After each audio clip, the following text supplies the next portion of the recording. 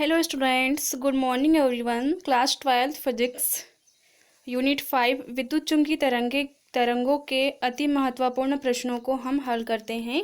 आइए स्टूडेंट, हम इन प्रश्नों की ओर चलते हैं जो आपके एग्ज़ाम की दृष्टि से बहुत ही महत्वपूर्ण हैं।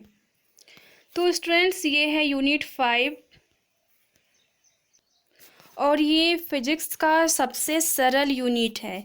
ठीक है स्टूडेंट्स, अगर देखा जाए तो यूनिट 5 जो है ये इतना इजी चैप्टर है और इतना कम सिलेबस है इसका कि आप इसमें अगर देखा जाए तो पूरे इसके 5 नंबर है तो 5 नंबर पूरे पूरे स्कोर कर सकते हो। हाँ ठीक है, और इसका एक टॉपिक ऐसा है जिससे हमेशा क्वेश्चन बनता है। ठीक है, वो ये वाला प्रश्न है विद्युत चुम्बकीय तरंगों किससे संबंधित, जैसे गामा किरण, एक्स किरण, पराबैंगनी किरण, दृश्य प्रकाश, अवरक्त किरण, सूक्ष्म तरंग, रेडियो तरंग। इन विद्युत चुम्बकीय तरंगों में से किसी न किसी एक तरंग से हर साल प्रश्न बनते हैं स्टूडेंट्स। सबसे ज़्यादा इम्पोर्टेंट टॉपिक है ये। देखो मैंने इसके ऊपर 4 स्टार मेंशन करके रखी हूँ। तो आप इन तरंगों के बारे में बहुत अच्छे से पढ़ लीजिए।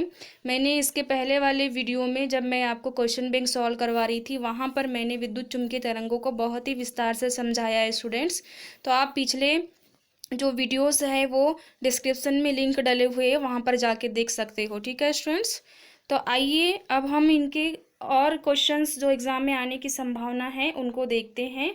ठीक है, जैसे 1 मार्क्स के 3 क्वेश्चन आने वाले हैं तो यहाँ पे मैंने 1 लाइनर क्वेश्चन को मेंशन कर दी हूँ। अब ये 2 मार्क्स के क्वेश्चन को देखते हैं स्टूडेंट्स। ठीक है, देखिए ये जो 2 मार्क्स का क्वेश्चन है ये पीडीएफ में पहले से ही ऐड था। विद्युत चुम्बकीय तरंगों को निम्न बिंदुओं के आधार पर वर्णन कीजिए। ठीक है, जिसमें एक्स किरण, गामा किरण, पराबैंगनी किरण, दृश्य प्रकाश, अवरक्त किरण, सूक्ष्म तरंग, रेडियो तरंग, और किस बिंदु के आधार पर इनका वर्णन करना है स्टूडेंट्स। तो ये बिंदु है कि इनकी खोज कब हुई, इनकी तरंगदैर्ध्य की उत्पत्ति कहाँ से होती है, इनके गुण क्या है, इनके उपयोग क्या है, और इन्हीं बिंदुओं से ज़्यादातर प्रश्न पूछे जाते हैं। ठीक है, आपका नेक्स्ट इम्पॉर्टेंट प्रश्न है विद्युत चुम्बकीय तरंगों के गुण लिखिए। ठीक, 2 नंबर में विद्युत चुम्बकीय तरंगों के 3 गुण लिख सकते हो आप। उसके बाद है ग्रीन हाउस प्रभाव क्या है। देखिए ग्रीन हाउस प्रभाव तो बहुत इजी प्रश्न है, ये प्रश्न हमेशा रिपीट होते रहता है। ठीक है, ग्रीन हाउस प्रभाव ये प्रश्न है दैनिक जीवन में व्यवहारिक प्रश्न कहते हैं, जैसे कोहरे में संकेत के रूप में किन तरंगों का उपयोग किया जाता है। तो इस तरह के प्रश्न जो है 2 नंबर में पूछे जाते हैं। अब देखिए इसके अलावा भी मैंने प्रश्न निकाली हूँ। मैंने यहाँ पे एक नोट लिखी हूँ स्टूडेंट्स, देखिए ये नोट को आप ध्यान से पढ़िए। इस अध्याय के 2 अंक के सभी प्रश्नों का अध्ययन करें। देखिए महत्वपूर्ण तो एक टॉपिक मैंने बता ही दी, लेकिन कुछ प्रश्न ऐसे हैं जो 2 नंबर में मतलब कभी कभी नए प्रश्न भी पूछ लिए जाते हैं। हालांकि इस चैप्टर में जितने भी क्वेश्चन मेंशन है वो काफ़ी इंपॉर्टेंट है, पर 2 नंबर के अदर प्रश्न भी आप याद कर सकते हो, क्योंकि 2 नंबर के प्रश्न नहीं छोटे प्रश्न होते हैं जो आसानी से याद भी हो जाते हैं। अब हम चलते हैं और अतिरिक्त प्रश्नों की ओर जो पूछे जा सकते एग्जाम में। देखिए पहला प्रश्न है दृश्य तरंगों का तरंगदैर्ध्य परास लिखिए। ये 2019 में आया था, 1 लाइनर क्वेश्चन है वैसे ये।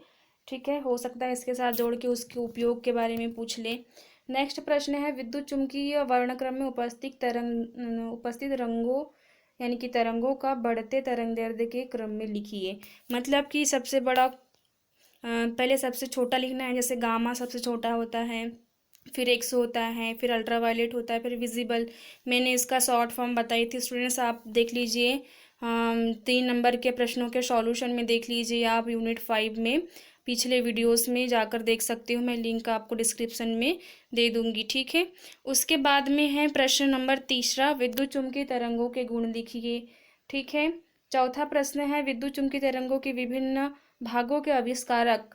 देखो आविष्कारक के नामों के लिए कि मैंने भी एक शॉर्ट फार्मूला बनाया था कि कौन से तरंग की खोज किसने किया, तो ये भी आपको पिछले वीडियोस में ही मिलेंगे स्टूडेंट्स। ठीक है, सॉरी स्टूडेंट्स थोड़ा बीच में डिस्टर्ब हो गया।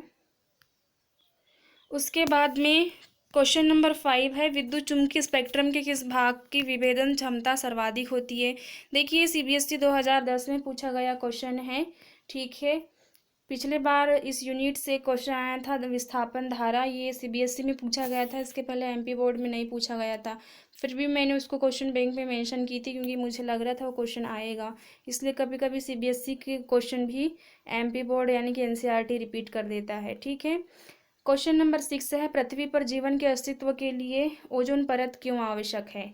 ठीक है भाई, देखो ओजोन परत तो बहुत ही ज़रूरी है, आपको पता है, तो आप इसके बारे में देख लीजिए। प्रश्न नंबर 7वां है, अवरक्त तरंगों को बहुधा उष्मा तरंगे भी कही जाती है, क्यों। क्योंकि देखो उपयोग में भी हमने पढ़े थे, अवरक्त तरंगे जो है इनसे रोगियों की सिकाई की जाती है। तो आप पढ़ लीजिए स्टूडेंट्स इनके आंसर। ठीक है, विमान संचालन में सूक्ष्म तरंगों को रडार प्रणाली के लिए उपयुक्त माना जाता है, क्यों। तो ये जो प्रश्न है, ठीक है, क्वेश्चन नंबर 8, विमान संचालन में सूक्ष्म तरंगों को यानी कि माइक्रोवेव्स को रडार प्रणाली के लिए उपयुक्त माना जाता है, क्यों। तो ये उपयोग थे जिसमें देखे थे, तो इसका उपयोग क्यों किया जाता है रडार प्रणाली में, ये सीबीएसई में पूछा गया क्वेश्चन है 2008-9 में। तो इस तरह से क्वेश्चन बैंक के अलावा ये क्वेश्चन है जिनके पूछे जाने की संभावना है। और आपको पता ही है बोर्ड एग्ज़ाम में जो है जनरली पिछले बार जो आए हुए प्रश्न होते हैं उनको ही रिपीट करता है। ठीक है, तो ये जो लास्ट में टिप लिखा हुआ है ये मैंने पढ़ के बता दी थी आपको। इस अध्याय का सबसे अति महत्वपूर्ण प्रश्न विद्युत चुम्बकीय तरंगों, ठीक है, गामा किरण, एक्स किरण, परावैंगनी किरण, दृश्य प्रकाश, अवरक्त किरण, सूक्ष्म तरंगे, रेडियो तरंगे से एक प्रश्न बनता ही है। तो आप डिस्क्रिप्शन में लिंक दे रही हूँ स्टूडेंट मैं, आप उसे देख लीजिए जाकर, मैंने डिटेल में इन तरंगों के बारे में समझाया है। तो मैं मिलती हूँ आपको नेक्स्ट वीडियो में अति महत्वपूर्ण प्रश्नों के साथ में, तब तक के लिए स्टूडेंट्स बाय बाय।